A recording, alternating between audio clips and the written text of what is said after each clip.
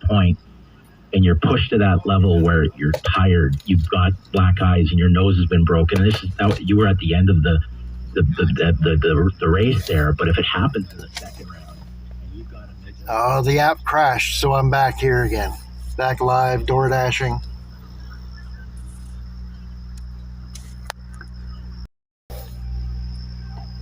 And I'm not saying this now, but for any player who's going to look at the market's pushing too much pressure, especially when $31 in 2 hours. Well, yeah, I mean, and I think most players would say, like, I want to be in a hockey market, like, you know, and I don't care. Like, we just saw everybody. Toronto. Everybody thinks Connor McDavid's going to come here. Oh yeah, okay, right, yeah. Oh, I didn't hear that. I must have missed that. So, quick story about Craig Berube. So, I'm 15 years old, playing major midget in Medicine Hat, on the Medicine Hat Tigers list, protected list. No draft back then, Mike. This is way back. This is way back. So get called up. They're in the East Final against the Prince Albert Raiders. Get called up to the Medicine Hat Tigers. My life dream, by the way. And so hop on the bus, go up to PA. My roommate, the Chief, Craig Berube. And how old are you? I'm 15. He's an overage. He's 20. Oh, and I'll tell you what, it was big. So Craig Berube, first junior roommate. I don't know if he remembers that, but super proud of him. It's awesome to see him have success. Quite something. Trevor Linden's our guest here on the Fan Hockey Show. Speaking of Medicine Hat, Medicine Hat kid got to play for the Medicine Hat Tigers. You following this Memorial Cup and getting to watch that Gavin McKenna? Kind of good. He's not bad. Yeah, he's not bad. Yeah, absolutely. Well, yeah, I mean, for a kid in the 70s growing up, I loved Landon McDonald. He was a Medicine Hat Tiger, went to the 73 Memorial Cup. I grew up in the 70s. Keep in mind, that was when there was no Flames, no Oilers.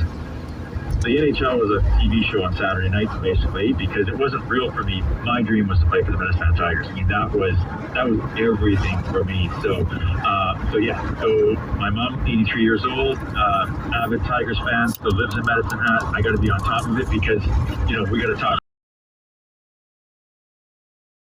for Willie Desjardins. I forgot Willie. Yeah, that's his staple. Like, Willie came in and coached in LA for a short period, and I remember the clipboard stuff, and I forgot that he'd returned home.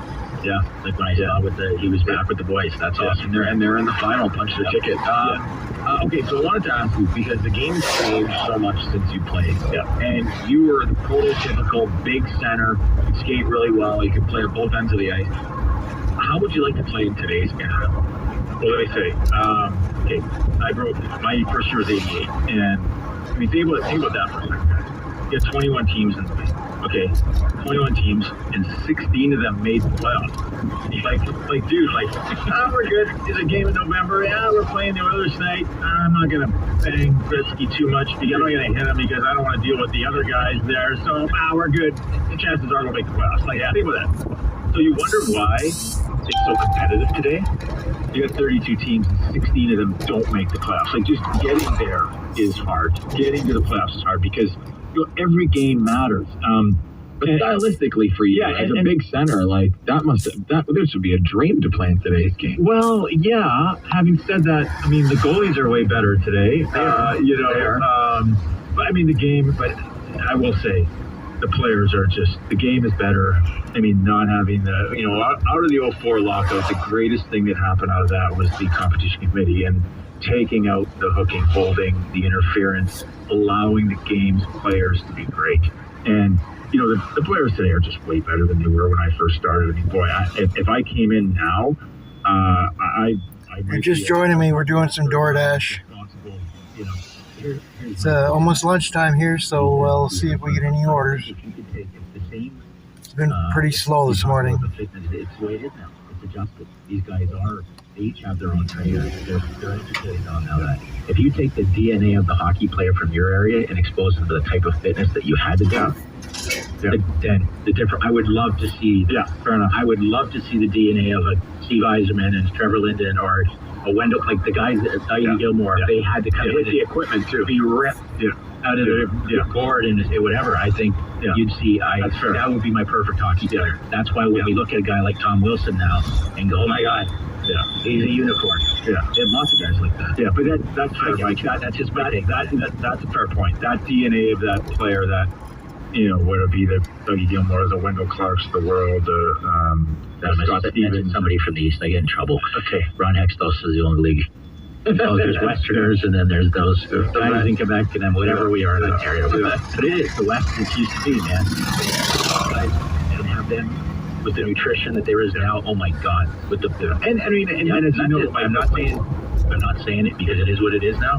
But I always look back and go, could you imagine when you say all those players? Yeah, I mean, the game is, right, the players are different now. There was 16 gyms in Vancouver when you were... Exactly. Not my first year in Vancouver, we have a strength coach. After the games in my first year in Vancouver, they roll in the beer cart. The guys and the healthy guys would have a Coors Light, not like that's the truth. But you talked about it, wasn't it? There was a certain guys that came in that group. Like I remember we talked. He's coaching now, Rod Brindamore, who's still got muscle in his face. Yes, that was the talk then. Like, what's this guy doing coming into camp looking like a Marvel commentator? The close the gym on game day. Stop it! You're making us look bad. So was that?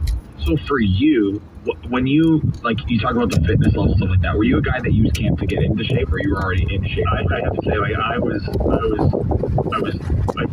worked hard. I worked hard in the summer. I was pushing the fitness envelope. I was looking for ways to get better. I was kind of the new era. I like to think with the era. Roommate in training camp. It's a beauty room, right? They were well protected. The step sheet. But that was training. I mean, I remember the first our dressing room at the Coliseum my first year. We had some bikes in there, but they were more like where people just hung there, put their coats on, like coat racks. We didn't have any the old Luke Robitaille Peloton. Exactly. That's where my wife hangs her laundry. Yeah, exactly. I got one of those at home too. What do you like so much? Like when you watch these Stanley Cup playoffs, is there something that sticks out to you? Yeah, definitely. I'm fascinated because I've been wrong here 2 years in a row, and I'd love to hear your guys' opinion. But Dallas, they are better than Edmonton in goal. They're better than Edmonton on defense, and they are deeper up front. But does not matter when you have the two best players in the game. That is, and they are brilliant. They are great. But I picked Dallas last year to win. I picked them. I said, there's no way Dallas is going to let this get away from them again because I picked them to win the Stanley Cup. So I think that's an interesting dynamic. I just think it's if you put the teams on paper, Mike, would you not agree? You'd be picking Dallas all day long. And honestly, Pete DeBoer is a more experienced coach. I mean,